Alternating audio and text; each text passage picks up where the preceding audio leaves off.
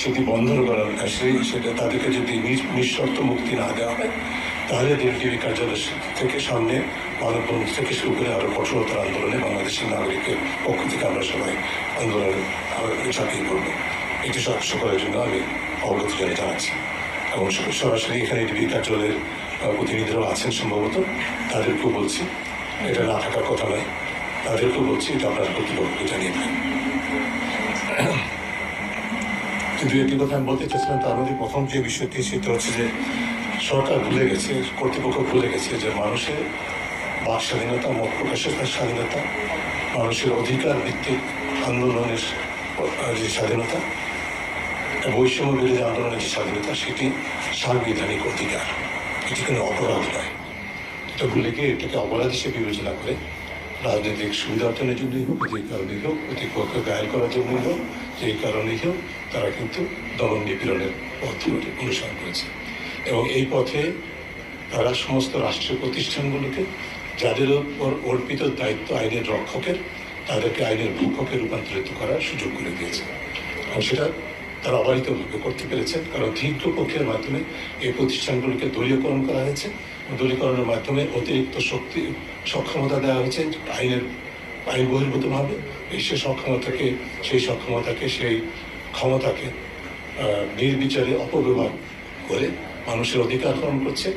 স্বল্প মেয়াদে ভাবছে যে তারা তাদের প্রভুদের সুবিধা করে দিচ্ছেন, কিন্তু দীর্ঘমেয়াদে এটা যে বুমেরাং হয় সেটা কিন্তু তারা ভুলে গেছে। পৃথিবীর ইতিহাস বলে, বাংলাদেশের ইতিহাসও তাই বলে, এটা বুমেরাং হতে বাধ্য, সেটা তারা ভুলে যাচ্ছে। কাজে এই পথ থেকে সরে আসতে হবে। আমরা সেই দাবি আবারও জোরালোভাবে উল্লেখ করতে চাই। দ্বিতীয় যে বিষয়টা বলতে চাই, সরকারকে মনে রাখতে হবে যে ক্ষমতার ভিত্তি যখন জনবিচ্ছিন্ন একটা অবস্থানে চলে যায়, যে অবস্থা তারা তৈরি করেছিল এখন এদেশে, আমরা সবাই বলেছি ইতিমধ্যে, প্রতিটি মানুষ বিক্ষুব্ধ, প্রতিটি মানুষ শঙ্কিত, প্রতিটি মানুষ নিরাপত্তাহীনতায় ভুগছে। ডিবি বলছে আমাদের শিক্ষার্থী কোঅর্ডিনেটরদেরকে, সমন্বয়কদেরকে নিরাপত্তা দেওয়ার জন্য তাদের ডিবি কার্যালয়ে নিয়ে যাওয়া হয়েছে। এটা কত অবৈধ, অসাংবিধানিক সেটি ইতিমধ্যে ভাবা হয়েছে। এটা আদালতে আজকে গতকাল বক্তব্য এসেছে, আদালতে আজকে হয়তো আমরা একটা রায় পাবো। সেদিকে আমি যাচ্ছি না। আমি যদি ডিবি কার্যালয়, ডিবি কর্তৃপক্ষের কথাই ধরে নিই, এদেশের এখন প্রতিটি নাগরিক নিরাপত্তাহীনতায় ভুগছে। তাই আপনি কি সারা দেশটাকে ডিবি কার্যালয়ে রূপান্তর করেন? রাষ্ট্রকে একটা নজরদারি ভিত্তিক রাষ্ট্রে রূপান্তর করে তুলেছে, যেটি হওয়ার কথা ছিল না। স্বাধীনতার চেতনা আমাদের কিন্তু ছিল না। সেই অবস্থা সৃষ্টির জন্য যারা দায়ী, তাদেরকে অবশ্যই জবাব দিতে জানতে হবে।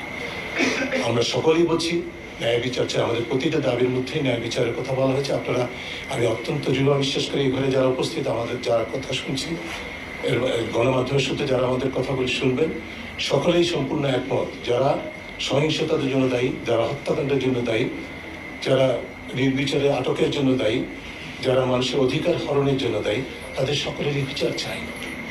এটি দেশের প্রতিটি মানুষ দাবি করে। কিন্তু কার কাছে চাইছে বিচার?